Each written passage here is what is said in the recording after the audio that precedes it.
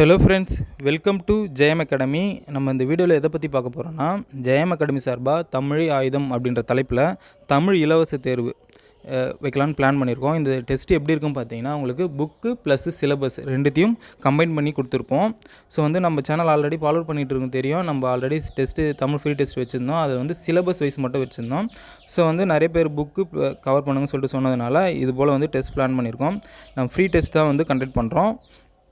So நம்ம already ஒரு video make பண்ணி கொடுத்துருந்தோம் இதுக்காக. அந்த வீடியோ கீழே ஒரு சில கமெண்ட்ஸ் இருந்தது. அந்த கமெண்ட்ஸுக்கெலாம் பதில் சொல்லலாம்னு சொல்லிட்டு தான் இந்த வீடியோ.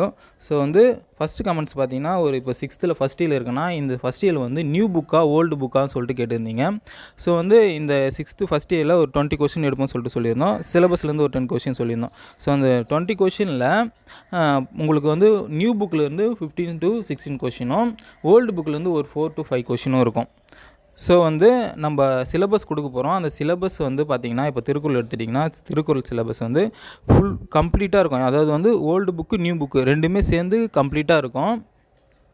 ஸோ இப்போ நான் எதுக்காக அந்த ஓல்டு புக்கிலேருந்து அந்த 4 to 5 கொஷின் எடுக்கிறேன்னா, ஒரு சில டாபிக் அதாவது புக் பேக் கொஷினும் ஒரு சில கோட்ஸும் டிஎன்பிசியில் ஆல்ரெடி ஓல்டு புக்கில் சிலபஸ் இல்லாத ஒரு சில கொஷின்லாம் கேட்டிருப்பாங்க. அந்த கொஷினும் கவர் பண்ணுறதுக்காக தான் நான் அந்த 4 to 5 கொஷின் எடுக்கிறேன்.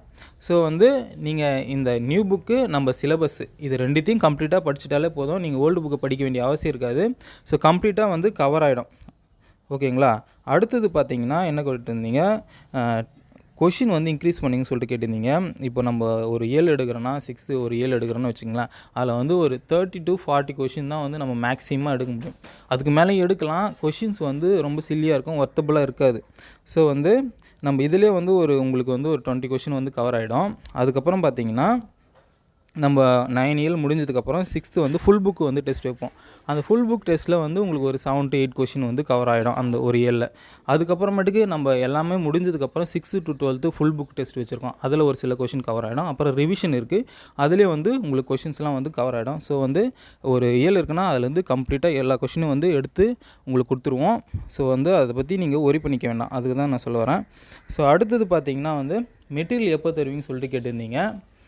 மெட்டீரியல் உங்களுக்கு டெலகிராம் குரூப்பில் நாங்கள் ஷேர் பண்ணிடுறோம். மெட்டீரியலு பார்ட் பி தான் நம்ம ஃபஸ்ட்டு சிலபஸில் கவர் ஆக போகுது டெஸ்ட்டு. அதுக்கான மெட்டீரியல் நாங்கள் இன்னும் ஒரு 2 to 3 டேஸில் கொடுத்துட்றோம். அடுத்தது நம்ம சேனலில் மேக்ஸுக்கு ஃப்ரீ கிளாஸஸ் கண்டக்ட் பண்ணிகிட்ருக்கோம். ஸோ மண்டேலேருந்து கிளாஸஸ் கண்டினியூஸாக வர ஆரம்பிச்சிடும். கம்ப்ளீட்டாகவே சிலபஸ் கவர் பண்ணி கொடுத்துடலாம்.